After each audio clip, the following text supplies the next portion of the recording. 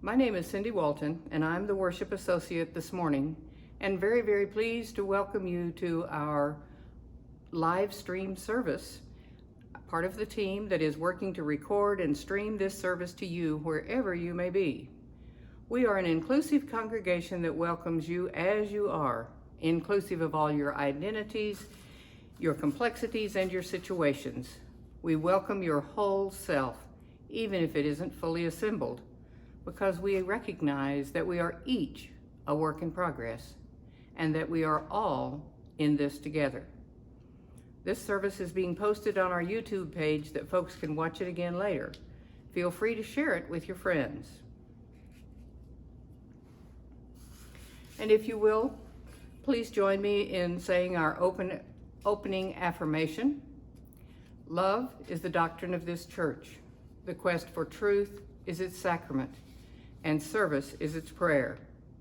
To dwell together in peace, to seek knowledge and freedom, to serve humankind in fellowship, for these high purposes do we unite in worship.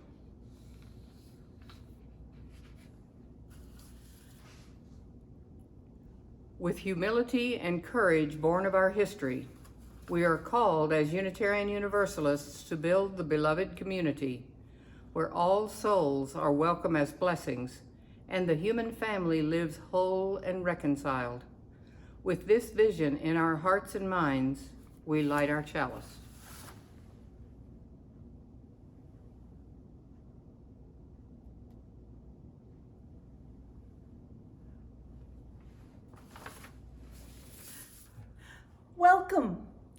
Welcome to this day, this hour, this place, this body. Together, we will answer a call to love. Together, we will create a thing of great beauty. Together, we will find the sacred in the spaces in between. Together, we will worship. Welcome. And now, kids, come a little forward. I want to tell you something. And I hope that you can use your imagination a little bit while I talk. Here is a map of the world. Now, you know that a map is just a picture and that all those places aren't really that color, right? Like Texas isn't that color, right? When I look at this map, I see so many people. My friends Liz and Deborah and Danielle live in Canada. My friends Sergio and Dorothy and Antonio live in Italy. My friends Wiley and Katri live in Finland, and I have cousins who live in Denmark and a friend who lives in Norway. My friend Arthur lives in England, and my teacher Wanik lives in South Korea. My classmate Tet lives in the Philippines, and my friends Andrew and Lane are living in Japan right now. My friend Zoe is going to school in Australia. Our friend Gabriel, who played piano here at the fellowship, he's back home in Brazil. And remember our friend Marcus, who was a member here at the fellowship, he's now back living in Germany. Because they are all around, we don't get to see one another very often and very easily because it is so far away and it's kind of expensive to make phone calls and talk on the phone. But we've managed to share pictures and stories and talk about what's growing in our gardens and what the sunrise looked like yesterday morning. And so what do they like to eat and what's making them laugh right now? Do you have any friends that live in different parts of the world? Do you share pictures and stories with them? Now, I know that the map shows the world flat, but that's just to make it easier to print on a piece of paper. Really, the world is a round planet and it's got bumps in places and holes in places, but it's pretty much round. And we are all growing here on this round world. And we all, humans, have some pretty basic needs in common. We all need to eat, we all need to sleep, We all need to feel safe in our homes. We all need to ask questions and learn, and we need to hug and play and laugh and dance and tell stories, because that's what humans do all over the world. When I want to think about how large this planet is, I think about all my friends who live on this planet. And as I think of each friend, I go a little farther around the world until I can imagine myself sending my love all around this planet. I hope that as you grow up, you will have many, many friends all around the world, and that you will learn about what they love and what they laugh at and what they like to eat and what the sunrise looks like right where they are. The reason I hope this for you is because then you will make this great big world feel just a little bit smaller. And that would be good, because you would have friends all around you. All right. There. I have been thinking about you all week. I hope you're doing well. I know you're getting ready, maybe a little anxious about school, and that a lot of folks are talking about what is it going to be like this year. But I want you to know that I am with you, that this is not going to be quite the same as usual, but we're going to have fun one way or another together. Okay. I miss you. I hope you're doing well. And you can always call me if you need to, okay? Love you. For the next few months, we'll be taking a moment during each service to learn ideas to help us do the work of learning to be anti-racist. We're starting with introducing the definition and characteristics of a white supremacy culture so that we can have a shared vocabulary and ideas to consider. This is from the works of Robin DiAngelo, Kenneth Jones, and Tima Okun. We'll be posting all of this information in our weekly newsletter.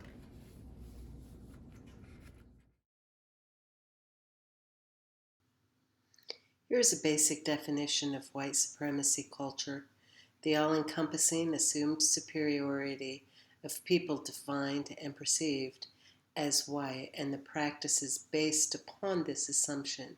It does not refer to individuals, but to an overarching political, economic, and social system of domination. Here's a characteristic of white supremacy: a sense of urgency. This characteristic is tied to reducing discomfort and prefers product over process. In white supremacy culture, there is a continued sense of urgency that makes it difficult to take time to be inclusive, encourages democratic and/or thoughtful decision-making, to think long-term, to consider the consequences. This frequently results in sacrificing potential allies for quick or highly visible results. For example, sacrificing interests of communities of color in order to win victories for white people, seen as the default or norm community. This can look like a quick fix to a problem rather than the long work of addressing the system that created the problem. But here are some antidotes. We can appoint leaders who understand that things take longer than anyone expects. We can discuss and plan for what it means to set goals of inclusivity and diversity, particularly in terms of time. We can seek to learn from past experience how long things take, and when planning new products, create realistic work plans and realistic time frames. And we can be clear about how you will make good decisions in an atmosphere of urgency. This concludes this week's moment of anti-racism. At this time in our service, we recognize the joys and concerns of our community. First, here is a candle to celebrate the birthday of our dear Tad Clay. You know what? Let's have a birthday candle for all of the people who had birthdays this week but didn't remember to tell me about them. And here's a candle of concern For all of those who are out of work or having other financial difficulties for all of the different reasons, and for all of the small businesses that are struggling to stay open during our pandemic.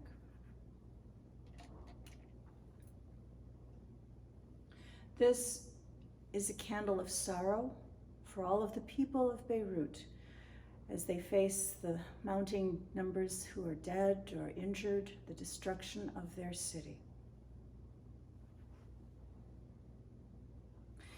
Here is a candle for Betty and Amanda Ramsey to honor the birthday of Ramblin' Jack Elliott, an American master, singer and songwriter.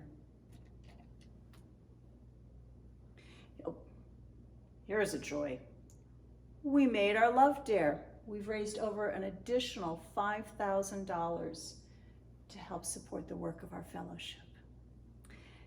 And here is a candle of mixed joy and sadness because Wendy Clay and Michelle Alfredson are in the process of moving. They haven't left Amarillo yet, but they do intend to leave.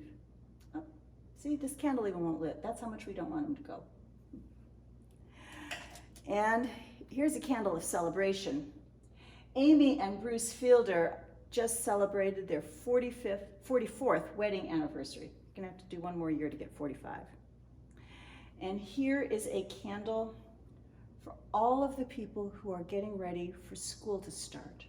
So that includes a candle for all of the staff and teachers, a candle for all of the parents and families, and a candle for all of the students who do not quite know what's going on, what's coming next, but they're already excited. Now, I will light one final candle for all of the joys and hopes not shared with us, yet felt keenly in our hearts.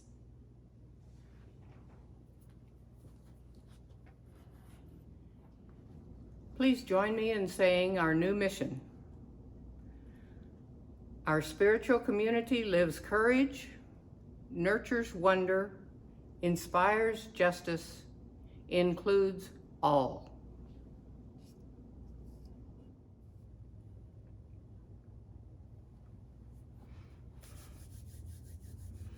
And now, let us take a moment to follow our breath into those places that we might have rushed over all week. With each breath, I invite you to go deeper and find that part of your own center that needs attention.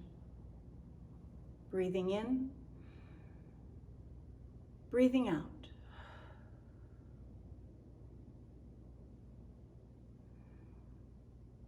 Let this be a time of contemplation, curiosity, perhaps wonder. Let this be a time of questions more profound than any answers. A time of gentle inquiry. Perhaps this will be a time of acceptance that I will never fully know the all that is. Faced with an incomplete understanding, my uncertainty might feel uncomfortable, and I might be tempted to retreat into the illusion of fixed certainty. But that will become just as uncomfortable as trying to hold my breath. So I must let go, look at the world with wonder, and breathe. Breathing in, breathing out.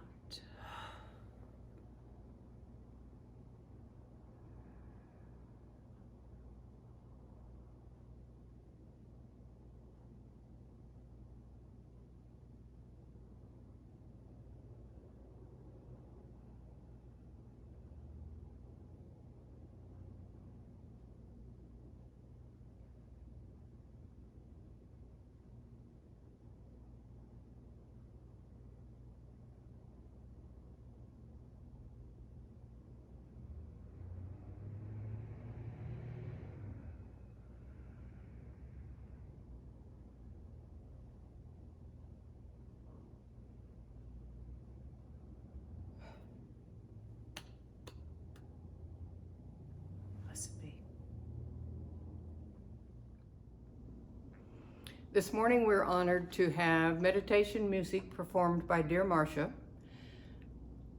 whose names really are Wendy Clay Alfredson and Raina Ayers.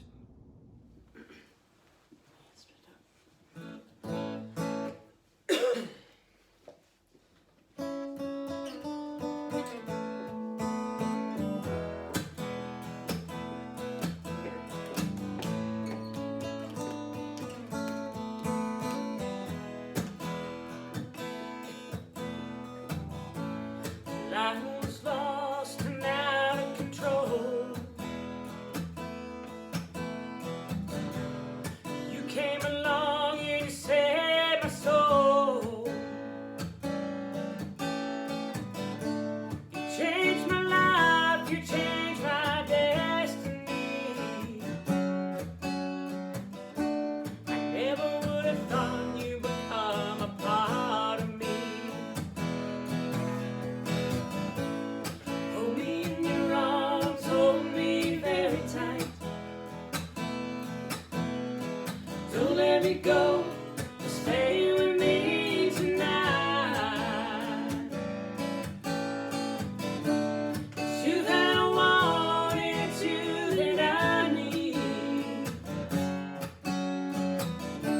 To you I'll give this love inside of me. Came into my life and you filled my world with love.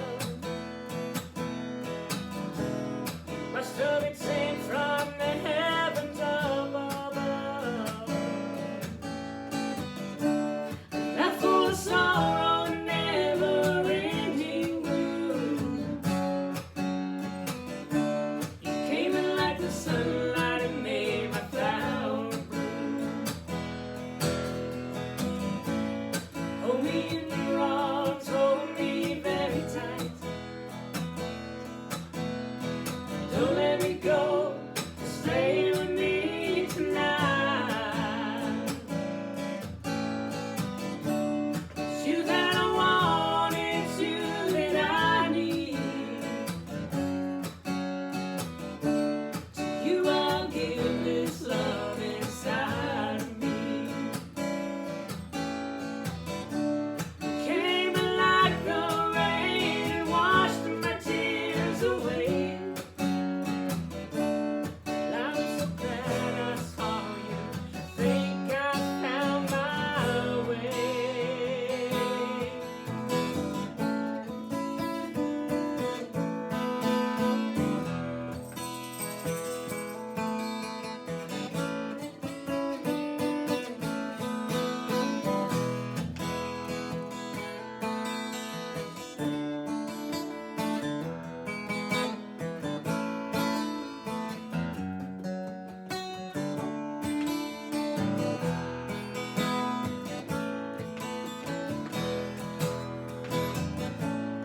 Hold me in your arms, hold me very tight.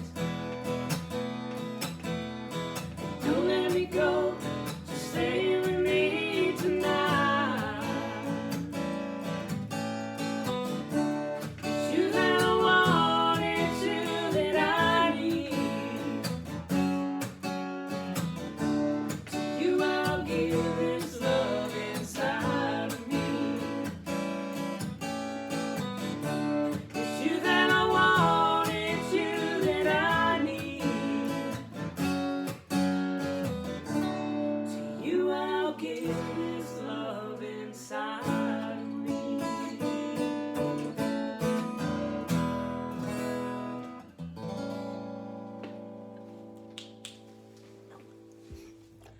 Our reading this morning was written by Susan Frederick Gray, the current president of the UUA, and Erica A. Hewitt. It's called No One is Outside of the Circle, and it's a responsive reading.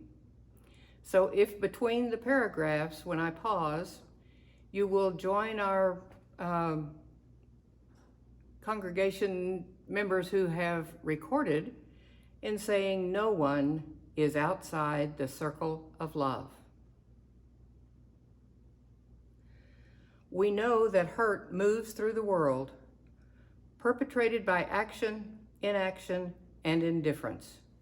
Our values call us to live in the reality of the heartbreak of our world, remembering that no one is outside the circle of love.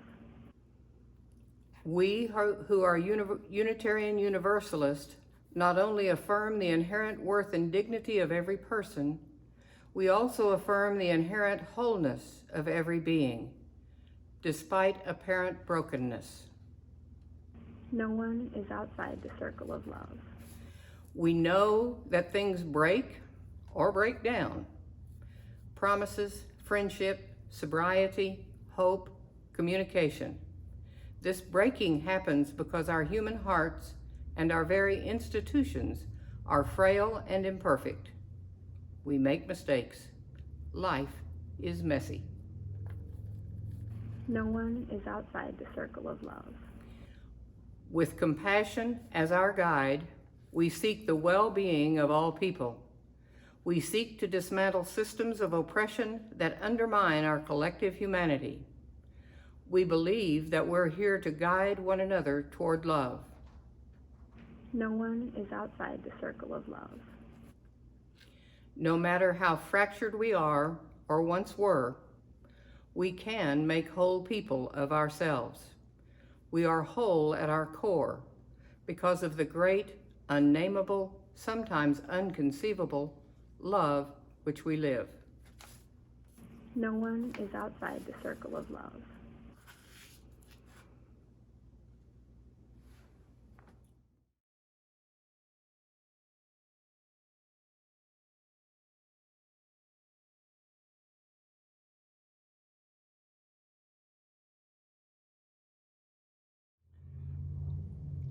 Over the next few months, I'm going to be lifting up some of the different principles of Unitarian Universalism.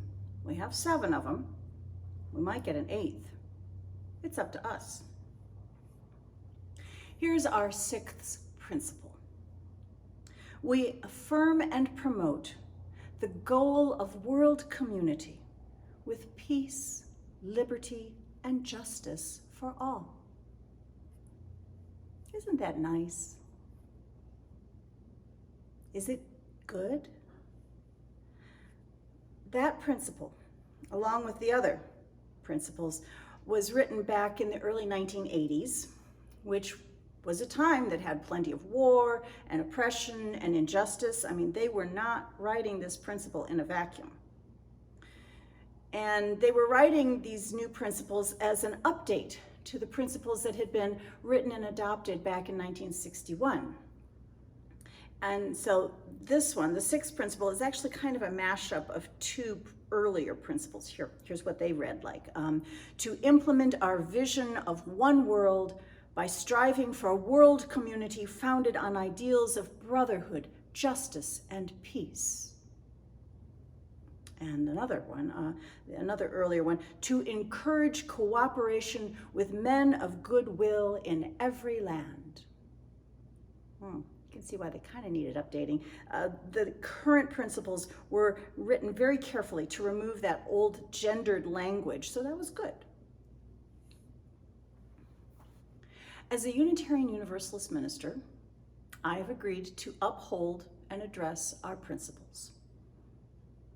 But this one, I'm just not really entirely on board. I'm really strong on the 1st and the 7th, and I'm really cool with the 3rd, 4th, and 5th, and the 2nd one's okay too, but I gotta push back on the 6th one.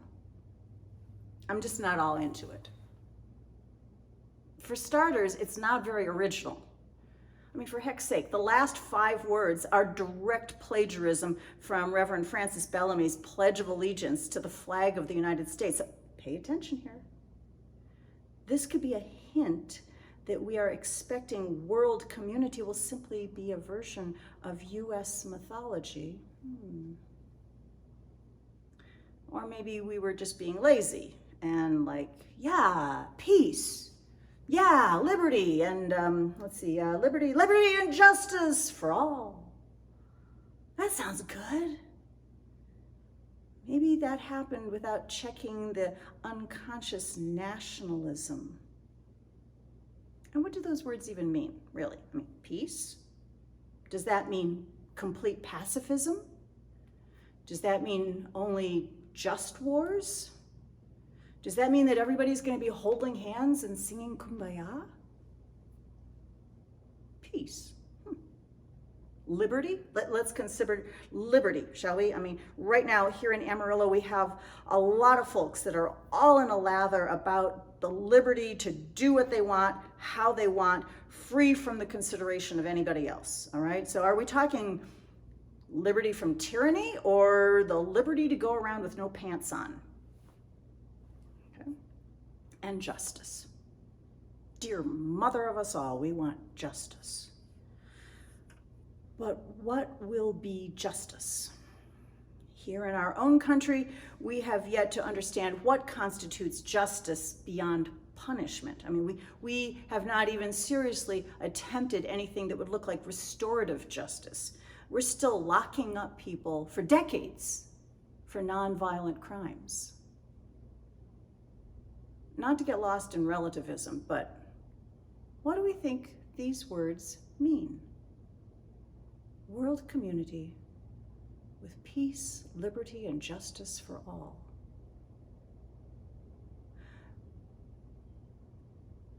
As it is said in The Princess Bride, the movie, you keep using that word. I do not think it means what you think it means. World community. It's a bit lofty. Half of us can't even get along with our own families. Can't even get along with one another here in Amarillo. What makes us think that we are going to be able to create world community? And because I tend toward the practical, how do we expect to accomplish this? Are we just all going to be holding hands and looking earnestly into one another's eyes?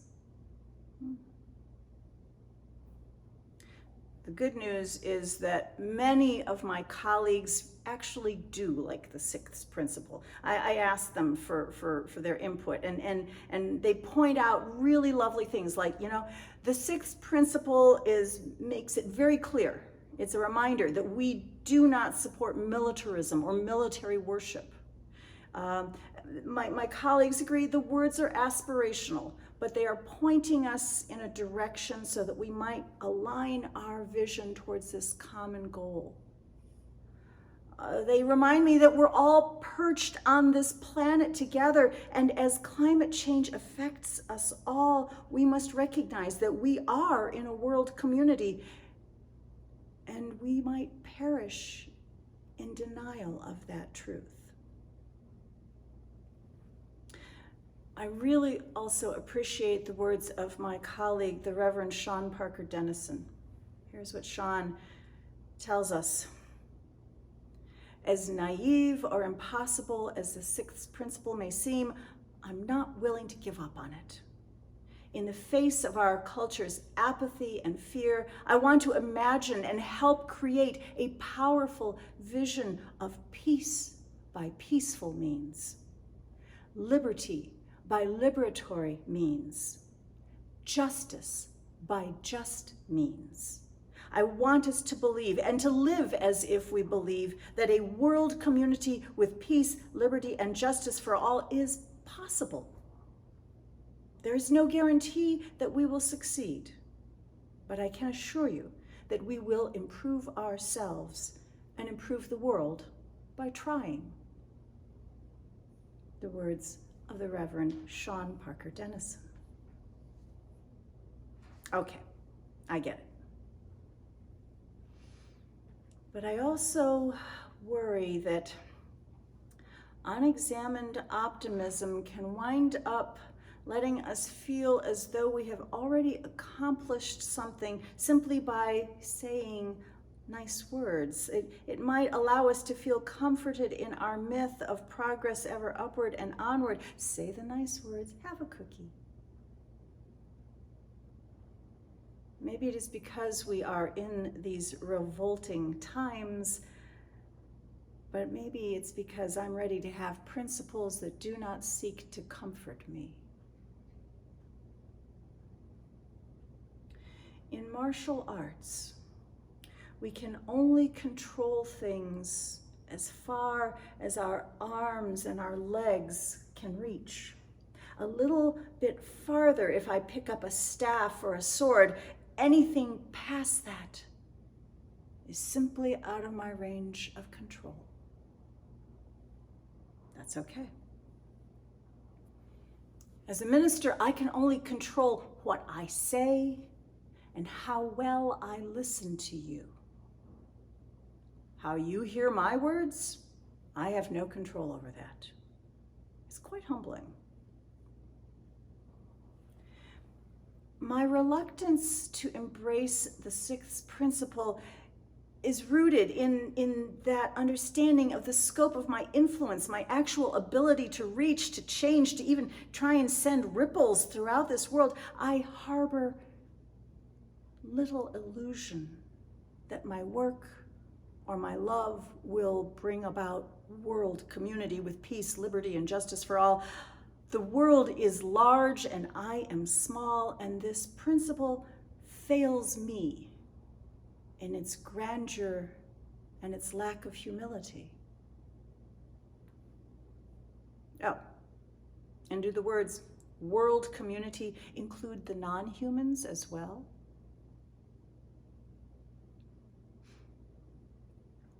Something in all this smells vaguely of benevolent imperialism. I'm concerned that we might be affirming and promoting this principle with the unexamined expectation that it means that the rest of the world will just simply start to act like us. An unexamined expectation of assimilation is going to trip us up when other members of the world community start to give us their understanding of the words peace, liberty, and justice.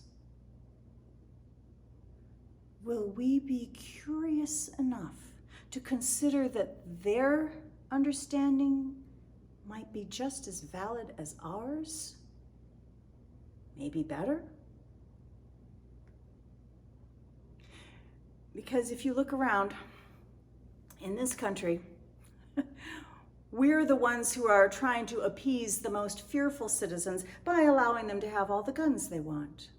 Trying to appease our most greedy citizens by allowing them to hoard all the wealth they want. Trying to appease our most xenophobic citizens by locking up 1 out of every 3 black men in this country. Peace, liberty, justice. We are not the standard bearers for any of these ideals. We could stand to learn something from the rest of the world community. Deep breath. If it were up to me, we would seriously rewrite the sixth principle. And that would be perfectly in keeping with the expectations of the people who wrote it in the first place. The people who wrote our current principles fully expected that later generations would rewrite them as our understanding changes.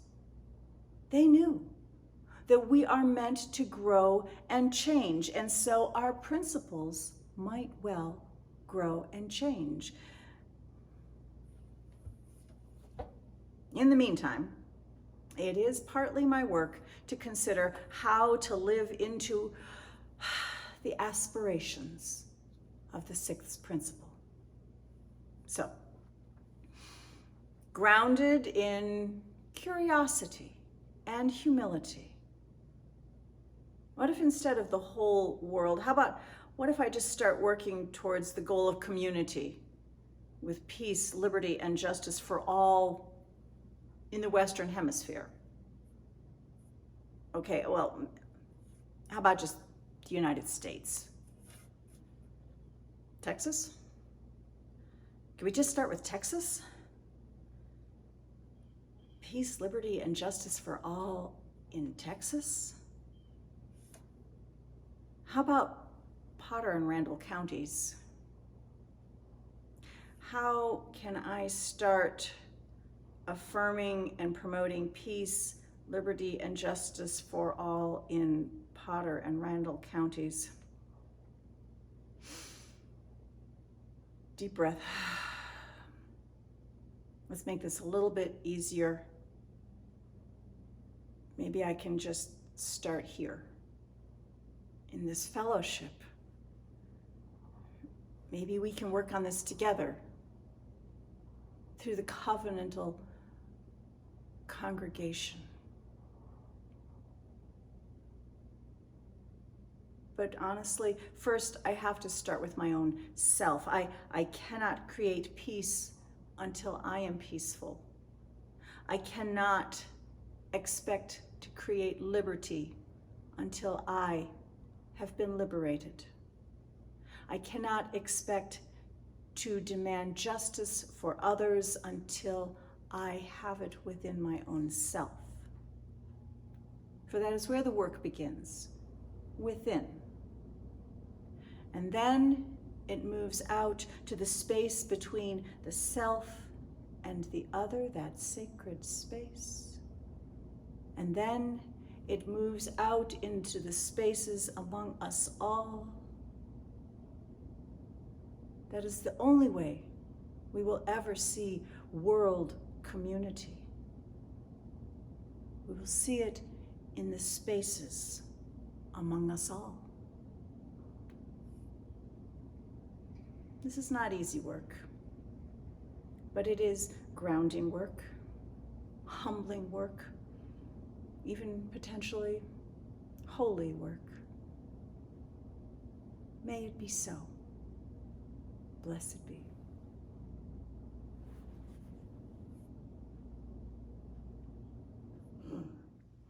At this time in our service, the congregation makes its financial offering.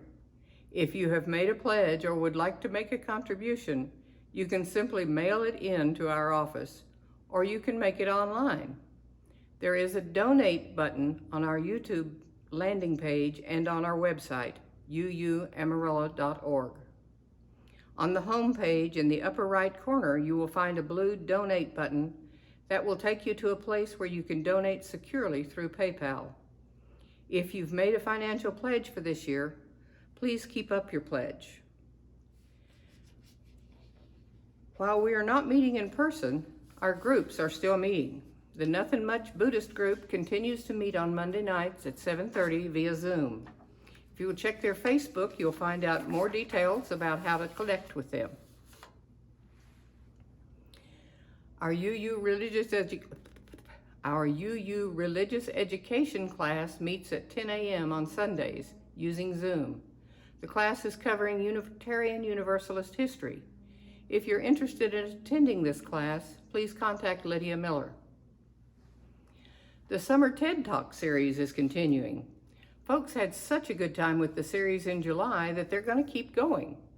We'll now be meeting every Tuesday at 11 a.m. The current focus will be on talks on racism and anti-racism. You can find the link to their meeting in the newsletter. If you need more information, please contact Reverend Nell. And I want to say a special thank you to our tech crew, John and Larry, who have been absolutely dedicated and done all the technical work to enable us to share with you each Sunday morning. Thank you guys. You are the best. We couldn't do it without you. Okay, as we extinguish our chalice this morning, we know that though the flame goes out here, it remains burning strongly in our hearts until we come again together.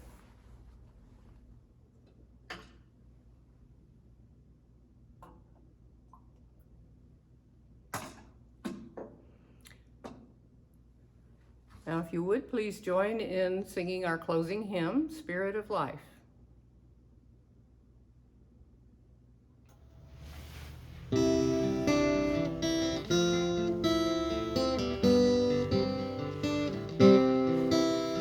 Spirit of life, come unto me. Sing in my heart all the stirrings of compassion.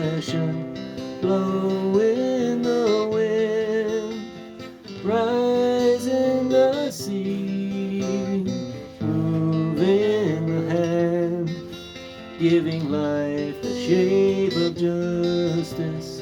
Roots hold me close, wings set me free. Spirit of life, come to me, come to me.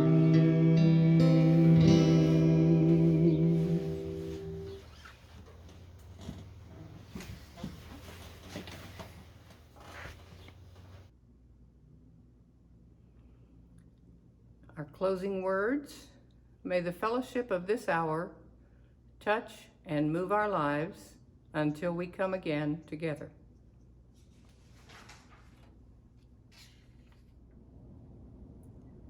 As you head out into this world, please carry these words with you.